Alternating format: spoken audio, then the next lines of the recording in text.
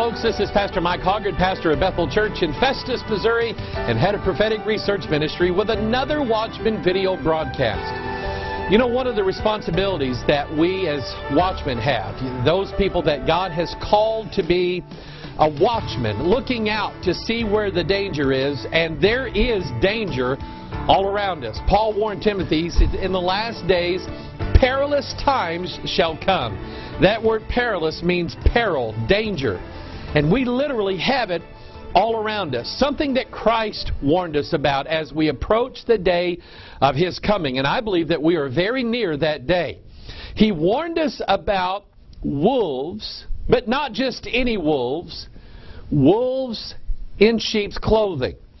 Wolves that outwardly have the appearance of sheep. Now, the Bible talks about these sheep. We are the sheep. We are the sheep of the flock of Jesus Christ. Jesus Christ being our shepherd, and God raises up pastors who are under shepherds of the great shepherd to tend to the flock and to watch over them. One of the responsibilities that we have as shepherds is to feed the flock, to take care of the flock. But the primary responsibility we have as shepherds and as watchmen is to protect the flock from wolves that look like sheep.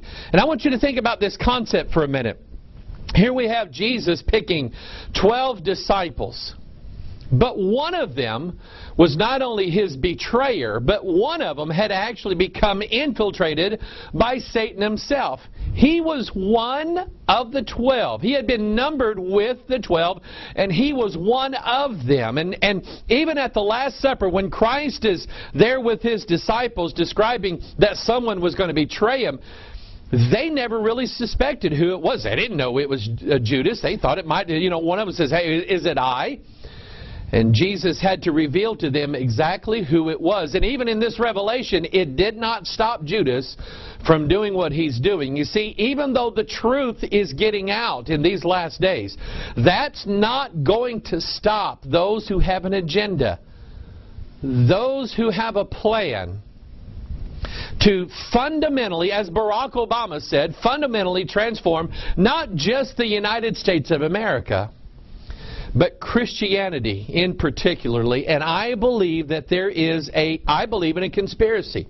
I believe that there is a conspiracy to fundamentally transform Bible Christianity into something different. Now, we have covered this on I don't know how many Watchman video broadcasts, and we've talked about this in video. I mean, that's what we're doing, is that we're trying to watch over the wall of Jerusalem and see the danger that is out there, and blow the trumpet and warn people. This is what we're going to do today. We're going to try to warn people about something that some of you have emailed me and said, "Hey, Pastor Mike, what do you think about all this? What do you think about what's going on with," this happened last weekend, what was called the Restoring Honor Rally in Washington, D.C. It was led by Fox News TV personality Glenn Beck. Now, I will admit that I used to watch Glenn Beck, and I thought, man, he says some really neat things. I mean, he's saying things that Dan Rather will never say on CBS News or Katie Couric or anybody. He's saying things that, boy, it just reverberates in our hearts, because I am a Christian, but I am an American, and I don't like what's going on in my country. And I think that we're headed in the wrong direction. But we have to be careful, because I think there's some people out there that want to lead us in a different direction, but it's still the wrong direction.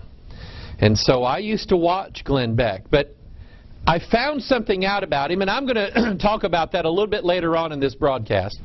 I found something out about him that made me stand back and say, now wait a minute. Mike, you need to be careful about listening to this guy.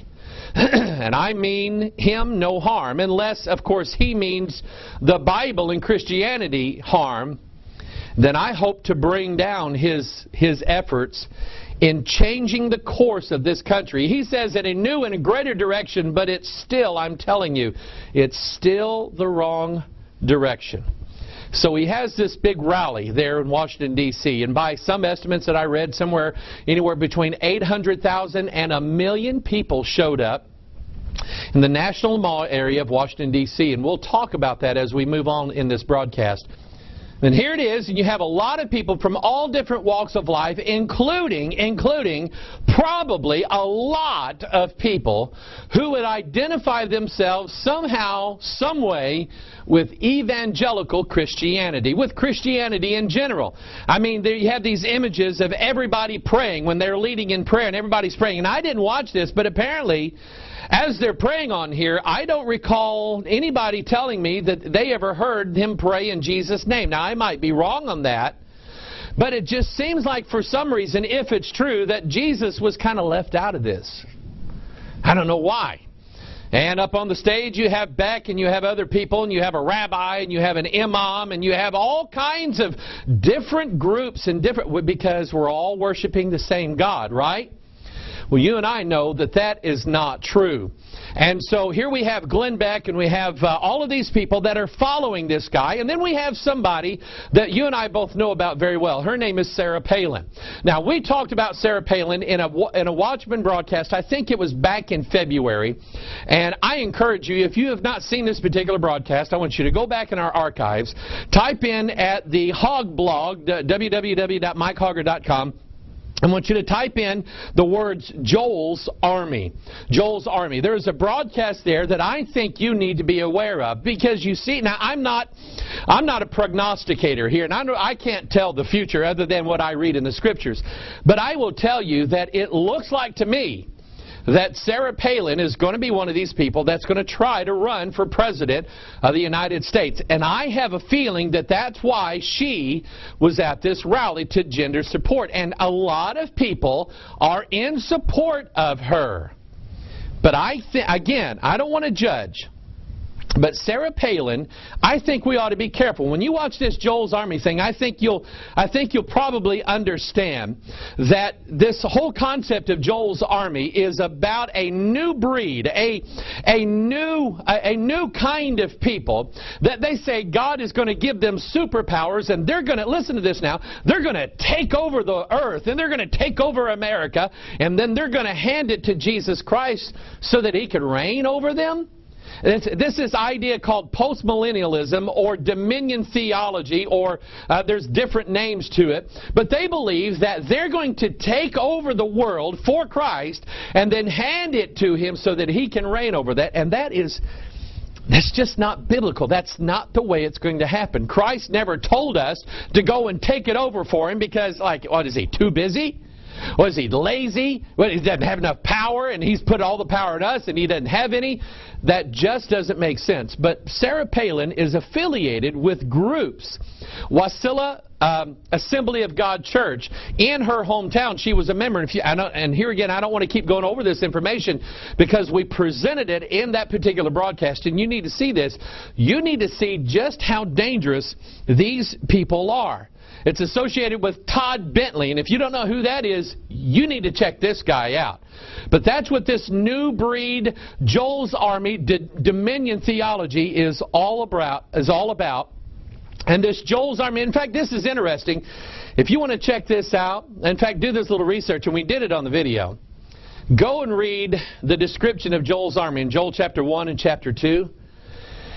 And then go to Revelation chapter 9. And read about a group of angels that is locked in prison in the bottomless pit, and they're going to be released one of these days and given dominion over the earth. And they have a king over them who's the king of the bottomless pit. We're going to talk about him in a minute.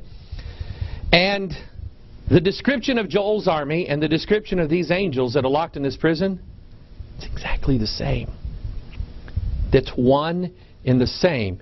And this new breed idea, this new God-man with these superpowers, this dominion theology, is part of what Sarah Palin is all about. She really believes that she's going to help take over America and give it back to Jesus Christ. Now, they talk about this dominion theology. These people actually believe that one of these days they are going to become sort of godlike in their powers. Now this goes all the way back to Genesis chapter 3 verse 5. For God doth know that in the day that ye eat thereof, then your eyes shall be open, and ye shall be as gods, knowing good and evil. And so in other words, this whole thing, this reformation that they say is going to take place, is actually about turning men into gods. That concept comes directly from the very lie that Lucifer taught in Genesis chapter 3. Now, interestingly enough, what I'm going to show you in this broadcast is the connection, not just the political connection between Sarah Palin and Glenn Beck and all of those who are behind them, but I'm going to show you the spiritual connection. There's something, and in fact, you need to understand this. Glenn Beck, I thought maybe he sounded like there for a while. He sounded like he was a Christian. He's not. And some say, well, he's kind of a born-again Mormon. You see, Glenn Beck is a Mormon. And what does an Assembly of God political candidate, Sarah Palin, what spiritual connection does she have with Glenn Beck, who is a Mormon? What is the connection? They both believe that at some point they are going to become gods. And this whole thing goes back to Genesis chapter 3. This is what Lucifer said. He said, then ye shall be as gods, knowing good and evil. Now this is going to take place according to Daniel chapter 2. And whereas thou sawest the iron mixed with miry clay, they shall mingle themselves with the seed of men. The seed of men is man's DNA. And here we have this whole concept of adding a third strand, which is the triple helix, to man's DNA in order to bring him to his next stage of evolution. Now, I want you to get this. The they of Daniel chapter 2 is the fourth kingdom that shall come. Now, what we're going to show you in this broadcast is a lot of things about mentioning of a kingdom or a dominion. But it's not the kingdom of Jesus Christ. It is the kingdom of the Antichrist in the last days. And this last days kingdom, this fourth kingdom, and we have several videos on this, Jesus Christ DNA, the Holy Bible, the Mother of All Secrets, and Triple Helix. If you don't have those DVDs, call us, write us, send us smoke signals, and we'll get you those DVDs so that you can understand exactly what we're talking about here.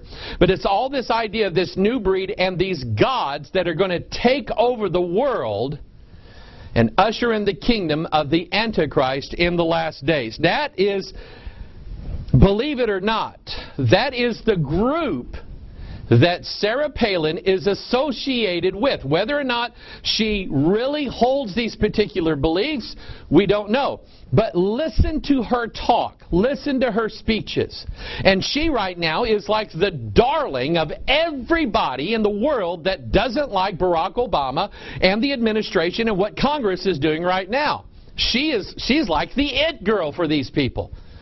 And so I can just kind of understand that she would hold a very high place as far as who people want to run for president of the United States. And if she really is part of this ideology, then there is a goal behind it. Whether knowingly or unknowingly, we need to be careful about the spirit that is leading both Sarah Palin and Glenn Beck in these days. Now let's deal with Glenn Beck here for a minute. Glenn Beck, probably one of the most popular news shows that's on TV right now. The rally that he had, now this is the interesting part, the rally that he had in Washington, D.C. this week was called America's Divine Destiny. You see, Beck started talking all about his religion. The fact that he was I don't know that he actually come out and said that he was a Mormon. I read that, but I know that he is. But he talks about his faith, his spirituality, how his faith got him to where he is today, and how his faith does this and his faith does that. And he sounds like a very, very spiritual person. And everybody says, oh, Glenn Beck this and Glenn Beck that.